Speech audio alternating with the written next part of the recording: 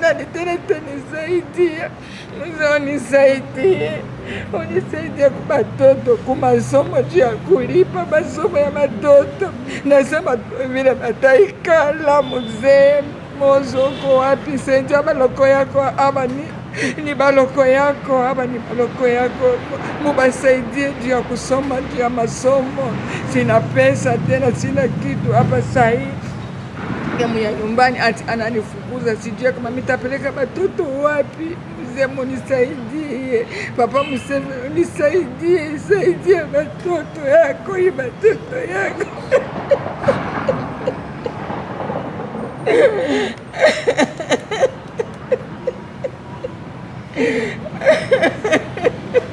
The year was 2009 when former Uganda Army Commander Major General James Kazini passed on. Close to 17 years, the family is in tears after failing to meet the basic family needs. It was an emotional day of remembrance for Mosiko Maria Lela, a Congolese by origin, who claims to be one of the widows to the fallen general, as she narrated the suffering the family is going through. Jina yake nani Zukovu Maka Kazini, kaka na yeye ati ameenda ku S5. Sasa sina pesa juu ya kulipa tena school fees. School fees imepanda ba milioni 4. Sina pesa, sifanye kitu, hakuna kitu. Usaidizi anti mimi naomba kuniba tu State House na mzee na nani na mozo. Aba batoto aba kibiko baloko yako. Juu mzee Kazini alikuwa baba yako. Sasa aba ni baloko yako, ubasaidie, kimubasaidie. Juu hapa niko sina tena hela, sina hata kitu moja. Ya tatu, mwingine kidogo ameenda ku S1. Sina pesa juu kulipa school fees. School fees imepanda, sina tena hata kitu moja juu ya kulipa. Sina kitu, mzee unisaidie na batoto. Lela is calling on President Museveni and the UPDF army to come to her rescue to help her 3 children attain quality education. Nisaidia ngambo ya familia yabo vile hakuna vile busaidizi kwa watoto yangu. Hakuna kitu, hata kitu bababu aliacha kule hoteli ya Kasese. Hakuna kitu paka Zembenjo balikuwa anti banaleta pesa, lakini siku hizi hakuna pesa, basi ndio banaleta. Mzee nisaidie na batoto baba. Iko batoto yako ni batoto yenu. Unisaidie. Hatuna nyumba kesa hii ke mwenye nyumbani anataka kutufukuza kunyumba. Sina pesa hii ya kwenda kulipa sasa tena ke nyumbani, sina hata kitu moja. My name is Kazini Mark. I'm a son to the late General James Kazini. The reason why we've come to the media is we would like to address our issues as children of the late General. Since we came to this country, Uganda, our mother has been supporting us financially, but as per now, we can see she's out of hand now. So we're asking our grandfather, President Museveni and the UPDF, if they could give us a hand, they give our mother a hand here and help us through our education so that we can be what we can be in our dreams. Because right now we have no hope, we have no house, we are renting, and we feel our mother is overspending on her savings and which she has no money. So we are requesting the government please to really help us out, because we feel like we don't have anyone else to help us. Since we've been asking for help from UPDF, we wrote documents sending it there so they can help us out in our scholarships. It's been now 3 years and we are seeing there's nothing being worked upon. So we are asking upon anyone there, the government, the UPDF, and our grandfathers. My name is Kazini Linda. I completed my high school last year at St. Peter's Nalia.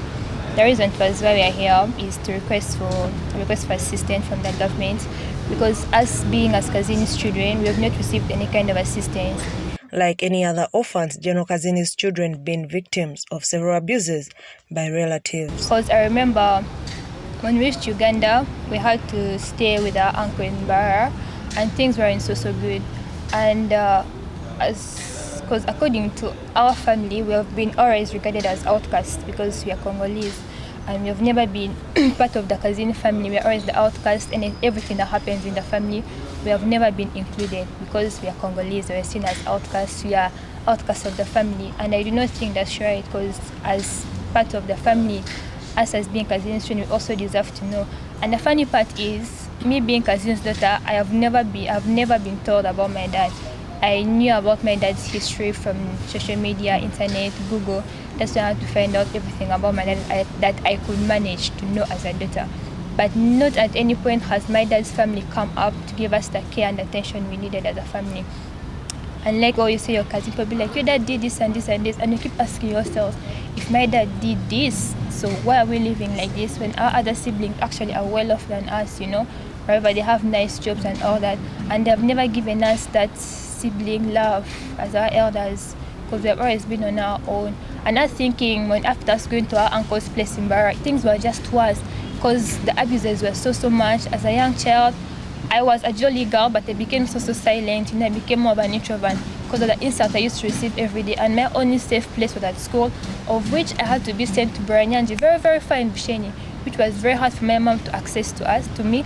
And it was so hard that in that when I was staying in Barra, for me to talk to my mom, it was very hard to ask my uncle the ability to give me his phone to talk to my mom. It was very hard. My mom tried so hard to get to us, but there were always excuses. And the wife was so rude to us.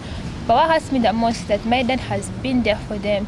It is so funny that people can easily forget within a blink of an eye what someone has done for them because now they have made it in life. And it's us who had to suffer the consequences every day. I used to wash clothes at my uncle's place. I used to make sure I wake up early in the morning at 6 to cook wood, but there was gas and I was not allowed to use gas. I had to cook breakfast and make sure by 7 breakfast is on the table. And my uncle used to go to work in the morning, so I used to stay there with the children and the wife, and I used to wash clothes, heaps of clothes a lot. I have to clean the house, I was supposed to wash the utensils. The only thing I never used to cook was supper because I feel like she knew that husband was going to come, and we were always isolated in that she never used to allow my brother and I to sit down together. She was always separating us. She even seeing TV. And the funny part is, in the sitting room we had plastic chairs, 2 plastic chairs for my brother and I, because we were not allowed to sit on their sofa, claiming we were very dirty because we are Bakongo. I did not know exactly what it means by being a Congolese. I don't get, but I am proud of being a half caste, half Congolese, half Ugandans, because at the end of the day we are all Africans, and I do not think we deserved all that treatment. And after our mom taking us away, they made my mom sign a document that we should never return there at their place again. And me, I was happy. It's better for me to suffer when I'm happy than not to be happy when I know it is our money that is paid for us fees and all that. Because I didn't even know about the hotel in Kasese. The funny part, I have never gone there. It is unfortunate that some army officials have been getting the fallen general's pension for the last 14 years in the names of the widow, Mosco Maria Lela. In 2023, 2 UPDF soldiers were arrested over swindling pension funds and survivor benefits of Kazini's widow, Mosco Maria Lela. The thing is, I never knew about pension because, as I said before, we know nothing about our dad. I didn't even know that fallen generals their families are always given pension. So when I found out from a friend, I had to make a call to my stepmom, because even her she didn't know. Auntie Five also did not know, because she knew I was also getting the pension money, but she didn't know. So I'm asking her, at first she was pissed, but I had to make her understand. Then we had to meet, and she actually took me to the former Prime Minister's office, where I met different people, and we had to get the documents. But the documents was showing my mom was getting the money, and I had to explain to them, my mom does not get the money. I know the account says, the account has her name and everything. So those guys had to investigate, and later on they had to find out that someone else has been stealing the money, and the money has never reached my mom.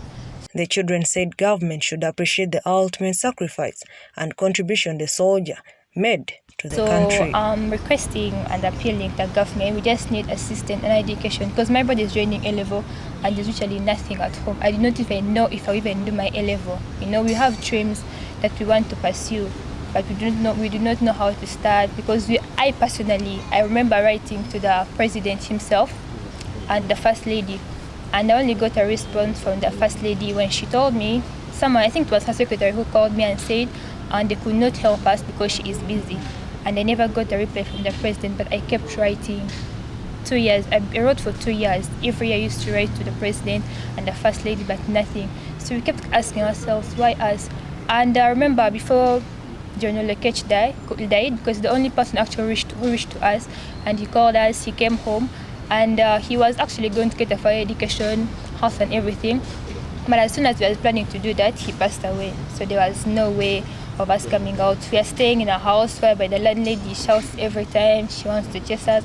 Now we have nowhere to go, and schools are right in the corner. The children are calling on the State Minister for Youth and Children Affairs, Balam Balgahara Ateny, to intervene to enable them get lasting solutions. We are done with our candidate classes, and we feel like our mother, she's not ready to support us anymore. So we are asking our grandfather, President Museveni, and the UPDF, if they could give us a hand, they give our mother a hand here and help us through our education so that we can be what we can be in our dreams. Because right now we have no hope, we have no house, we are renting, and we feel our mother is overspending on her savings and which she has no money. So we are requesting the government please to really help us out, because we feel like we don't have anyone else to help us. Since we've been asking for help from UPDF, we wrote documents sending it there so they can help us out in our scholarships. It's been now 3 years and we are seeing there's nothing being worked upon. So we are asking upon anyone there, the government, the UPDF, and our grandfather especially, Museveni, because I know he loves his children. Because I know our father worked with you, he's like your son, he worked with you, and we are good friends. So we are really suffering, and I'd like you to help us right now, because our mother right now, she has nothing, she has no money. We are beginning school soon. It's okay if I was not bearing Kazin's surname, but I bear it. So wherever I go, whichever school I go to, even though I do not want to be like, that's Kazin's daughter, that's Kazin's daughter. But I know nothing about Kazini. It's just a name I'm bearing, not even knowing the reason why I'm bearing it. But the only thing I'm asking for, we just want to be helped, our education, we want to study. Because other children are going to school, the fallen generals, other people, but why not us? All I'm asking for, I just want our fees to be catered for, my brothers at peace. I don't care. If my education just catered for and we have a stable home, the rest is okay. It is fine. We can struggle now on to get what it, as long as I know I can go to school, there's enough fees for me to go to school. There's a place where I can call home without anyone making for noise every morning. But we have never sat together as siblings. We have never. Maybe Chom, the firstborn, the other's firstborn, Shidana we used to talk to, then also Ruth. Then I saw Lisa once. Yes, I talked to Lisa, but the rest I never. Maybe an Amon, the rest I have never. Because I do not have someone I can rely to as a sister that I can go to. I have no one. I'm on my own. I'm the big sister. My brothers look up to me. I have no one to look up to. It's just me on my own. There was nothing. There was no place I can go. I'm like, I'm going home because I have no home.